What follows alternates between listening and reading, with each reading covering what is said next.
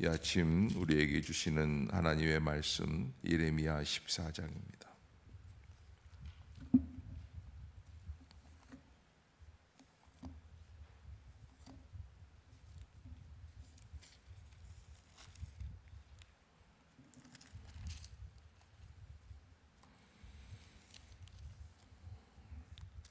이제 오늘부터 다시 쭉 진행되던 예레미야 말씀 14장 우리가 한번 한 절씩 교독하도록 하겠습니다. 가뭄에 대하여 예레미야에게 임한 여호와의 말씀이라.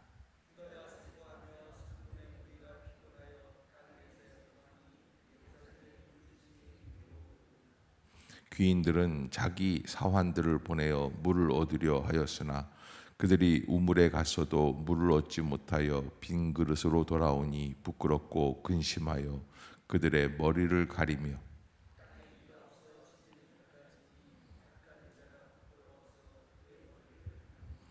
들의 암사슴은 새끼를 낳아도 풀이 없으므로 내버리며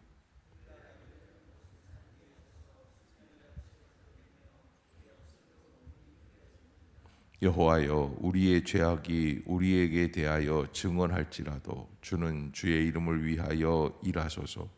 우리의 타락함이 많으니이다. 우리가 주께 범죄하였나이다.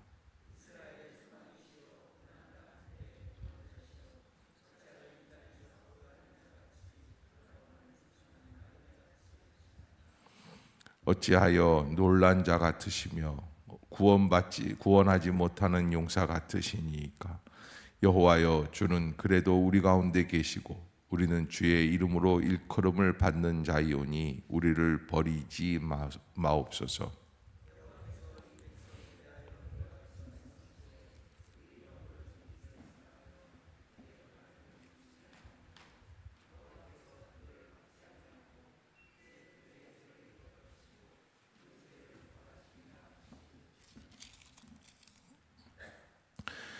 여호와께서 또 내게 이르시되 너는 이 백성을 위하여 복을 구하지 말라.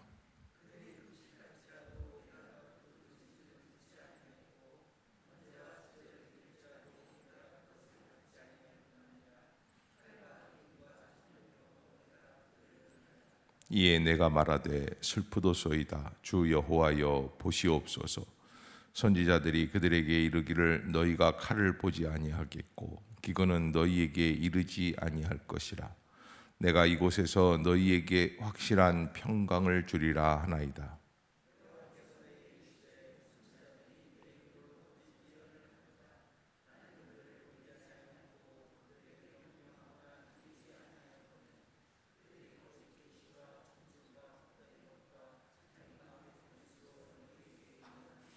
그러므로 내가 보내지 아니하였어도 내 이름으로 예언하여 이르기를 칼과 기근이 이 땅에 이르지 아니하리라 하는 선지자들에 대하여 여호와께서 이와 같이 말씀하셨노라. 그 선지자들은 칼과 기근에 멸망할 것이요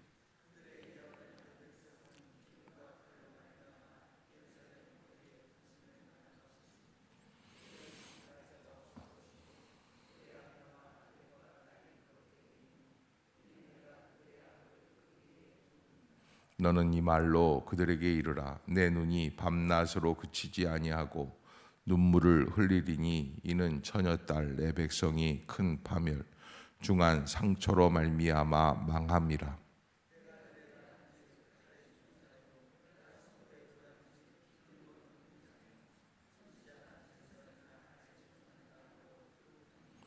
주께서 유다를 온전히 버리시나이까? 주의 심령이 시온을 싫어하시나이까? 어찌하여 우리를 치시고 치료하지 아니하시나이까? 우리가 평강을 바라도 좋은 것이 없고 치료받기를 기다리나 두려움만 보나이다.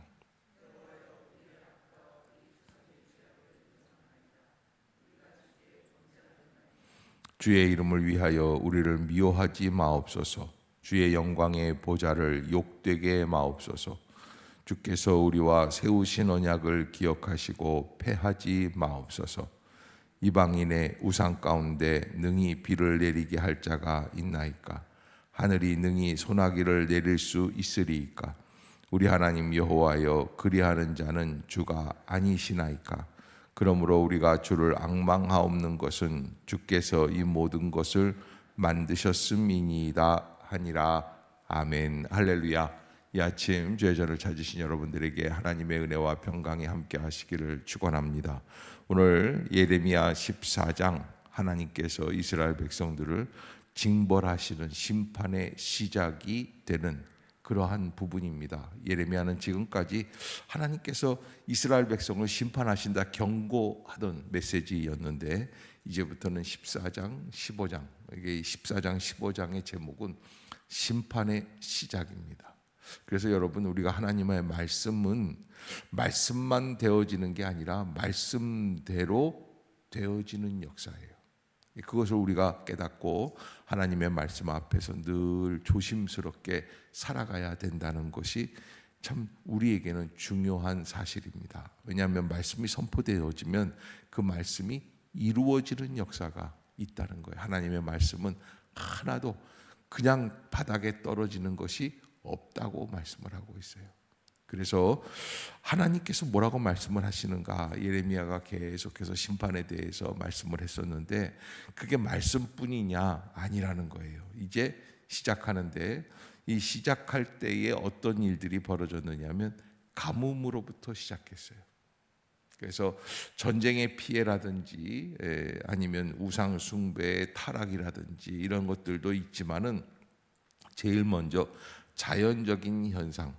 그래서 우리나라도 뭐 석 달, 넉 달 비가 오기 있지 않기 시작하면은 우리나라 같은 기후는 참 축복받은 기후입니다. 왜냐하면 사계절이 뚜렷하고, 사계절이 뚜렷한 만큼 또 강수량도 많이 있고, 그래서 이 동남아서부터 이 동북아까지는 논농사를 지을 수 있는 땅들이다. 그래서 정말 축복받은 땅이죠. 개천에 하수에 뭐 물들이 풍성하게 돼 있으니까요.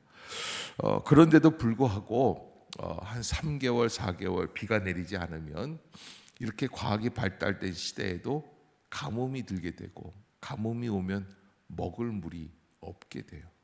그것이 현실이에요. 요즘 같은 때에도 그래요.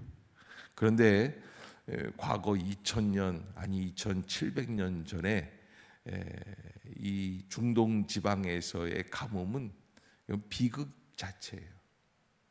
사람이 살 수 있는 길이 아닙니다. 모든 것이 타들어가는 현상, 그것을 보게 되는 것이죠. 이 가뭄이라는 것, 이건 굉장히 무서운 하나님의 징벌이다. 그리고 하나님께서는 심판과 징계의 수단으로 이 가뭄을 우리들에게 허락하실 때가 있다. 모든 가뭄이 다 그런 것은 아닙니다. 그러나 가뭄이 올 때에 깨달아야지 되죠. 우리가 인간의 삶을 살다가도 물질적인 어려움이 올 때 물질이 없기 때문에, 물질에 종속되어서 물질 때문에 괴로워하고 힘들어하고 물질만을 추구하는 것도 있습니다. 그러지 말고 물질이 왜 없는지에 대해서 하나님께 한번 여쭤봐야지 돼요. 그리고 하나님께서는 우리에게 일용할 양식을 제공해 주시는 하나님이에요. 아멘. 그러기에 하나님 앞에서 하나님의 뜻대로 살아가려고 할 때 우리가 겪는 이 물질에 대한 고민이 왜 있는지, 우리의 과다한 욕심 때문이었는지, 아니면 하나님께서 우리를 이 궁핍한 가운데 내던지시기 위해서, 그래서 징벌로 주시는 어려움인지 한번 기도하고 묵상하고 여쭤봐야지 된다.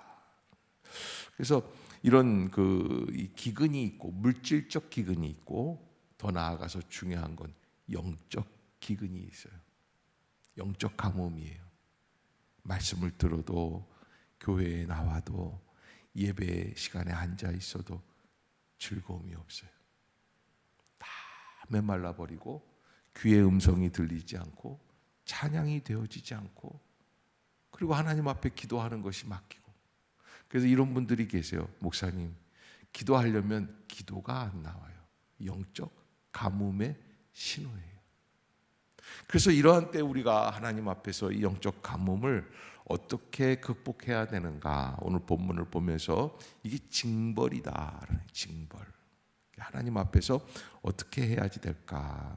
자, 여러분, 이 2절부터 6절까지는 물이 없어지니까 자연 초목이 다 말라버리고 동물들도, 짐승들도, 물을 구하러 갔던 사원들도, 종들도, 노예들도 너무 힘들어하는 모습들이 있습니다. 아프리카 그 메마른 건조한 지역에 살고 있는 아이들이 가끔 TV나 이런 영상에 보면은 물통을 가지고 뭐 6kg, 7kg, 우리 지난번에 그 코로나 때 6K 가 하지 않았습니까? 그게 이제 6K라는 게 보통 아이들이 아프리카에서 물을 기르러 가는 거리가 6K, 6km 정도 된다. 세상에 6km를. 저는 앉아서 거실에서 주방까지 가는 것도 귀찮아가지고 물 좀 떠다 줘 뭐 이런 얘기 하지 않습니까? 그런데 6km를 걸어가는 거예요. 그런데 6km를 걸어가서 물이 있으면 좋아요. 그런데 이 영상을 보면은 6km를 걸어가서 꾸정물을 가지고 오는 거예요. 그게 너무 힘든 일이죠. 근데 여기는 꾸정물커녕 아무 물도 없는 거예요. 그 건조한 땅에서 6개월 아니 1년 아합 왕 때에는 3년의 가뭄이 있지 않습니까? 엄청난 가뭄이죠. 그러니까 자연 초목이 다 메말라가고 완전히 타들어가고 있는 그런 때에 하나님께서 예레미야에게 기도하게 하시는데 그 기도가 7절이 첫 번 부분입니다. 같이 한번 읽어봅시다. 시작. 여호와여, 우리의 죄악이 우리에게 대하여 증언할지라도 주는 주의 이름을 위하여 일하소서. 우리의 타락함이 많으니이다. 우리가 주께 범죄하였나이다. 그러니까 여러분, 이 예레미야가 하나님 앞에 기도하는데 제발 우리 죄악을 다 살펴보지 말아달라는 거예요. 우리는 죄악이 많아요. 타락함이 많아요. 우리가 주께 범죄하였습니다 라는 것이 예레미야의 고백이고, 우리가 죄악이 많아도 주님은 주의 이름을 위하여 일하소서. 이것이 이제 예레미야가 이 죄악 가운데 있는 이스라엘 백성들을 위해 중보하는 그런 기도의 첫 번 시작이에요. 그래서 우리는 죄악이 많지만 주님께서는 주의 이름을 위하여 일을 해 달라고, 여호와 하나님이 얼마나 인자하시고 자비로우시고 귀한 분이신가. 그러면서 8절에 보면 이스라엘의 소망이고 고난당한 때에 구원자이시여 어찌하여 이 땅에 거류하는 자같이 하룻밤을 유숙하는 나그네처럼 그렇게 매정하게 우리를 돌보지 않으십니까? 하는 것이 이제 예레미야의 기도입니다. 그래서 9절 끝부분에 보면 우리는 주의 이름으로 일컬음을 받는 자이오니 어떻게 해달라고요? 우리를 버리지 마옵소서. 따라해 봅시다. 우리를 버리지 마옵소서. 여러분, 우리가 하나님 앞에서 우리의 부족함이 많지만 그래도 하나님께 기도할 수 있는 가장 중요한 이슈 중에 한 가지가 우리를 버리지 말아달라. 우리를 버리지 마옵소서. 그래서 10절에 예레미야는 하나님께서 어떻게 말씀해 주셨는가에 대해서, 그러니까 하나님의 응답이죠. 하나님께 그렇게 간절하게 우리를 버리지 말아달라고 기도했는데 하나님은 뭐라고 말씀을 하시느냐? 뜻밖의 말씀을 하세요. 10절부터 12절까지 이렇게 말씀을 하세요. 여호와께서 이 백성에 대하여 이같이 말씀하시되 그들이 어그러진 길을 사랑하고 그들의 발을 멈추지 아니하고 여호와께서 그들을 받지 아니하고 이제 그들의 죄를 기억하시고 그 죄를 벌하시리라. 지금 이 가뭄이 온 이유가 어디에 있어요? 그들이 어그러진 길을 사랑했어요. 어그러진 길을 사랑했어요. 삐뚤빼뚤한 길을 사랑합니다. 자, 여러분, 우리가 우리의 심령 가운데 혹시 어그러진 길을 사랑하는 성향이 없습니까? 말을 듣는 것보다 말을 안 듣는 걸 좋아하는 성향이 있어요. 곧장된 길을 가다가도 삐뚤빼뚤하게 걸어가는. 그래서 어떤 애들, 어렸을 때 저도 그랬어요. 그냥 곧장 가면 되는데 갈지자로 막 이러고 다니는 거예요. 정문으로 들어가면 교회 갈 때도 정문으로 들어가면 되거든요. 교회가 굉장히 커요. 그래가지고서 이제 담도 있고 좀 뭐 단장도 꼭 어떻게 어떨 때 보면은 그걸 뛰어 넘어가고 싶은 거예요. 예, 정문으로 들어가면 되는데. 그래서 여러분, 우리가 하나님 앞에서 바른 길을 가야 되는데 일부러라도 어그러진 길을 사랑하는 것은 없는가? 우리가 또 그렇게 어그러진 길을 가는 것을 멈추지 아니하고, 그래서 하나님께서는 그들을 받지 아니하시고, 이제 하나님이 그들의 죄를 기억하시고 그 죄를 벌하실 것이다. 이것처럼 무서운 게 없죠. 그러면서 11절에 이렇게 말씀하셨다는 거예요. 여호와께서 또 내게 이르시되 너는 이 백성을 위하여 복을 구하지 말라. 그럼 하나님이 버리신다는 거예요. 그거 무서워요. 그래서 늘 온유하고 자비하고 풍요롭고 풍성하고 좋은 것을 주시는 하나님이시고, 우리가 할 때도 찬양할 때도 좋으신 하나님이라는 찬양을 하지 않습니까? 그런데 늘 그러신 게 아니에요. 참다 우리가 정신을 차리지 못하면 어떻게 해야 돼요? 이제 더 이상 기도도 하지 말라는 거예요. 그래서 12절에 그들이 금식할지라도 내가 그 부르짖음을 듣지 아니하겠고 번제와 소제를 드릴지라도 내가 그것을 받지 아니할 뿐 아니라 칼과 기근과 전염병으로 내가 그들을 멸하리라. 기도하기가 늦었다라는 거예요. 이미 이제 늦었다. 그래서 병원 가면 암도 때가 이미 늦었습니다. 지난주에 제가 가평에서 요양하고 계시는 목사님을 찾아가 봤다고 말씀을 드리잖아요. 갑자기 어느 날 허리가 삐끗해서 아파서 가보니까 폐암말기라는 거예요. 근데 어제 돌아가셨어요. 그러니까 제가 돌아가시기 약 한 열흘 전에 가서 인사드리고 왔는데 참 잘 갔다 생각하고, 가서 인사를 드리는데 너무 마르셔가지고 침대에 누워 계시는데 제가 가니까 얼마나 반가워하시는지, 야, 그래, 이 목사가 나를 잊지 않고 날 찾아와 줬구나. 그냥 큰 위로가 됐던 것 같다. 그래서 생각이 참 감사한데, 한편으로는 이렇게 성실하게 이렇게 착하게 목회하신 분인데 은퇴하시고 5년을 못 넘기시는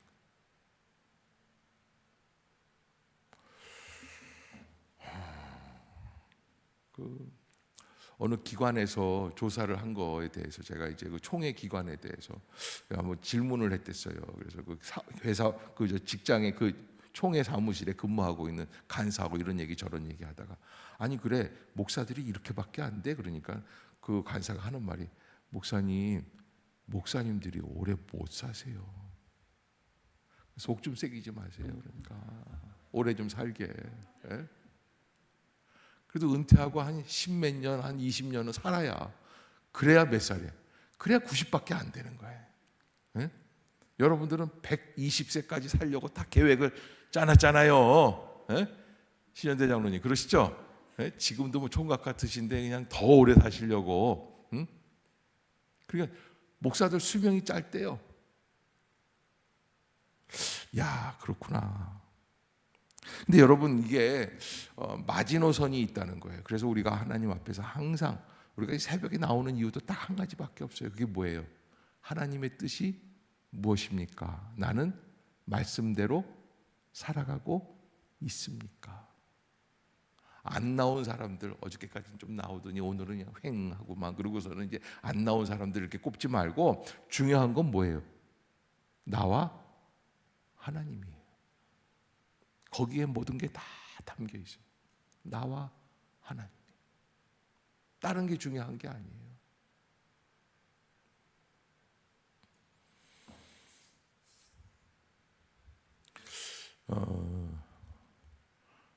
어느 비행기에서 추락하는데 낙하산이 2개가 부족하더라는 거예요.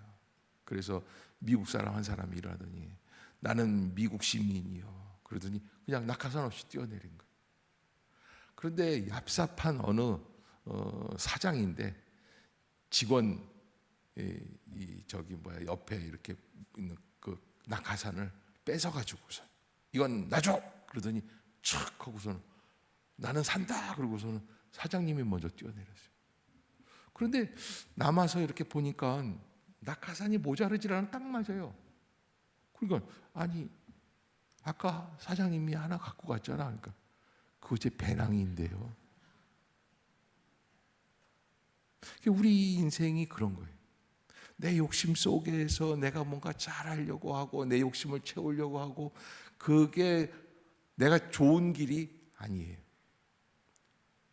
죽으러 가는 길이에요. 그것을 우리가 잊지 말아야 된다. 그래서 이 10장부터 10절부터 12절까지 오면은 더 이상 하나님은 이 심판을 막으실 요량이 없으세요.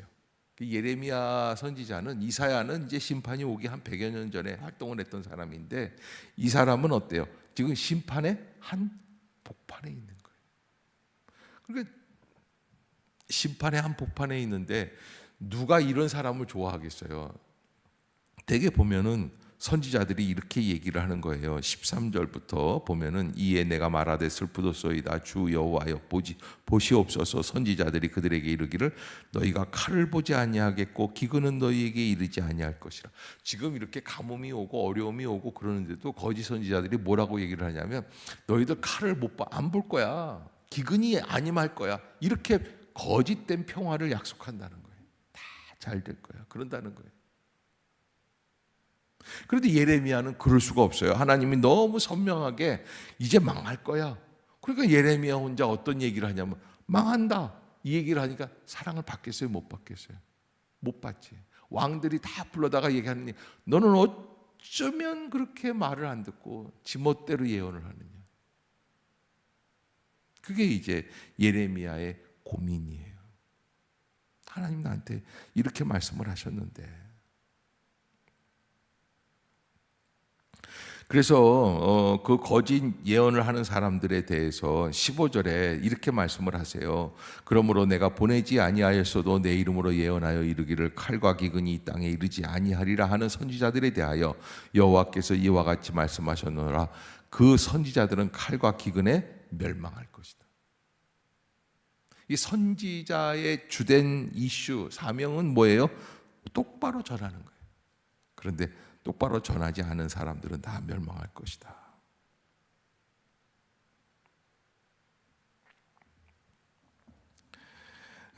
그렇게 이제 하나님께서 거짓된 예언자들을 꾸짖으시고 그리고 이제 마지막으로 하나님께서는 이런 말씀을 하세요.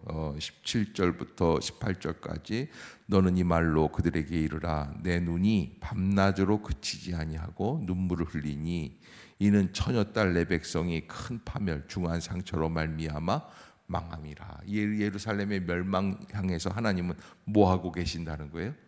눈물로 울고 계신다. 그래서 예레미야는 눈물의 선지자예요. 왜? 하나님이 자꾸 울게 하시는 거예요.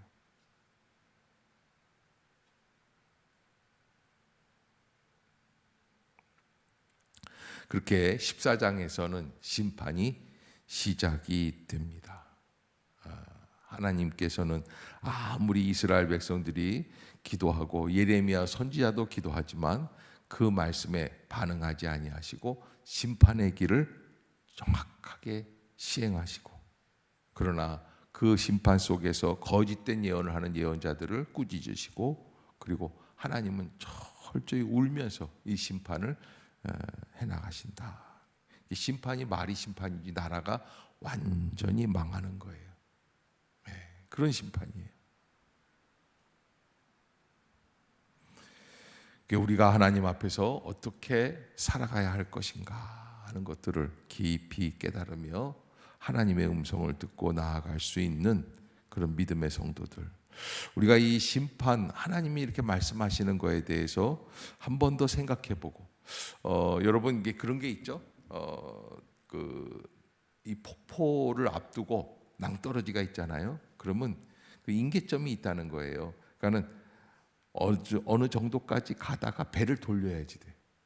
그런데 이 급류가 폭포가 이제 이 떨어지는 곳으로 갈수록 어떻게 돼요? 물살이 세지잖아요. 돌리지를 못하는 거예요. 가다가 보면 이제는 멈추세요라는 게시판이 있다는 거예요. 그러니까 우리가 하나님 앞에서 하나님의 뜻에 대해서 내가 얼마나 알고 있고 하나님께 어떻게 살아가고 있고 하나님 보시기에 나는 어떠한 삶인가를 한번 해봐야지. 그리고 주시는 경고에 대해서 깊이 깨닫고. 그런데 대부분 그 당시에 종교인들이 있었어요. 제사장들이 있었어요. 근데 이 사람들의 특징이 뭐냐면 자기 죄를 깨닫는 게 아니라 뭐예요? 남의 죄에 관심을 많아요. 너는 어떻고 너는 어떻고. 그러니까 멸망하는 순간까지 어떻게 해요? 판단하고 정죄하는 거예요. 우리 한국 교회가 걸린 병이 바로 그 죄라고 생각이 들어요. 교회와 교회가 서로 헐뜯어요. 또 교회 중에는 큰 교회가 있고 큰 교회는 권력을 이용해서 그 교회를 자녀에게 세습을 했단 말이에요. 그러면 그 누구 죄입니까? 그건 그렇게 하나님 앞에서 하나님의 뜻보다는 자기의 욕심대로 행한 목사님이 하나님께 벌을 받을 게 뻔한데 그 벌을 하나님이 주시는 게 아니라 가만히 보니까 벌을 안 주시거든요, 하나님이. 그러니까 어떻게 하겠다는 거예요? 우리가 못하게 하겠다는 거예요. 아니, 그걸 왜 우리가 막습니까? 하나님하고 그 사람 관계지. 2대를 가든지 3대를 가든지 몇 대를 가든지 무슨 상관이에요. 사실 정확하게 보면 하나님의 뜻에 합당하지 않는 거는 우리랑 상관할 게 아니에요. 그 사람의 허물도 보이지만 우리는 깨끗합니까? 나는 깨끗합니까? 그걸 보세요. 우리가 하나님 앞에서 어떻게 살아가야 하는가? 혹시 그 임계점을 지나가고 있는 것은 아닌가? 우리가 한번 이 가을에 한 번 더 생각해 보시고 이제 에스겔은 우리가 어제까지 했던 3일에 걸쳐서 했던 에스겔은 이 모든 환란이 끝날 무렵에 다시 회복시키시는 그런 메시지였어요. 그래서 마른 뼈들이 회복이 되는데 그 사이에 한 100여 년에 걸친 공백 기간이, 그래서 타락, 멸망, 심판, 그리고서는 다시 회복까지 다 한 100년에 걸친 시간대가 있어요. 이 시기를 어떻게 지나가고 있는가 하는 것이 이제 예레미야의 관점입니다. 하나님께서는 하나님이 말씀하신 심판을 시행해 나가신다는 것. 여러분들이 꼭 잊지 마시고 말씀대로. 그래서 저도 사실은 이제 누가 죄가 있고 허물이 있으면 말을 안 해요. 왜 안 하냐면 나도 부족한데. 그리고 이렇게 경고를 하면, 목사가 경고를 하면 무섭습니다. 끝이에요. 더 이상 돌아올 수 있는 길이 없게 될 시점이에요. 그래서 가능하면 안 해요. 저는 자식들한테도 뭐라고 막 얘기를 안 해요. 네. 그냥 왜냐하면 저도 부족하고 내가 어떻게 하면 하나님 앞에 저런 모습으로 살지 말아야지 될 텐데 생각을 하고 그렇게 하는 거예요. 그러나 여러분, 그러기에 우리 교회에서는 훈계가 조금 적어요. 그러기에 따라해 봅시다. 좋은 말로 할 때 스스로를 돌아보자. 아멘. 그 좋은 말로 할 때 스스로. 그래서 내가 다 일일이 불러다 놓고 너는 왜 이랬냐, 왜 지난주에 빠졌냐, 왜 이런 식으로 믿냐, 왜 누구랑 싸우느냐, 이렇게 얘기를 안 한다니까요. 워낙 사람이 좋은 거예요. 근데 우리가 정말 조심해야지 될 게, 하나님은 다 보고 계시고 우리의 인간의 봄, 여름, 가을, 겨울을 쭉 인도해 나가시고, 그러기에 조심하고 깨어 있어야 돼요. 예수님을 믿는다는 것은 예수님의 인도하시는 방법, 예수님의 말씀, 예수님의 그 모든 것들을 내가 용납하고 순종하고 따라가겠다. 아멘. 그래서 조심해야지 돼. 오늘도 신실한 마음을 가지고 회복해서 내가 어떻게 살아가야 할까? 나는 과연 무엇인가? 사랑의 교회가 한 10여 년 전에 그 교회 건축하면서 뭐 좀 시끄럽고 그냥 서초구청과 뭐 이렇게 그 홈페이지에 들어가 봤더니 그냥 욕이 이만큼이에요. 게시판에. 그래서 내가 하도 야 이놈의 교회는 뭔 이 사람들이 이렇게 욕을 해야 되냐.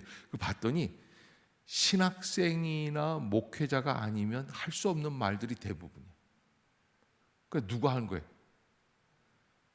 다른 작은 교회 목사님들이 그 큰 교회 배가 아파가지고 막 씹는 거예요. 그거 좀 내비두세요. 교회가 교회를 그러면 교회가 교회를 욕하는 걸 보고 세상 사람들은 또 욕을 하는 거예요. 그게 문제예요. 정말 내가 하나님 앞에 깨어 있으면 그게 문제로 잘 안 와닿아요. 저는 뭐 사랑의 교회 그렇게 하든지 말든지 오정현 목사님이랑 나랑 뭐 일면일식도 아니지 뭐 알기는 알아요. 그러나 내가 뭐 이렇게 친한 것도 아니고 그분이 어떻게 하든지 난 상관이 없어요. 내게 문제는 우리 행신 임마누엘 교회.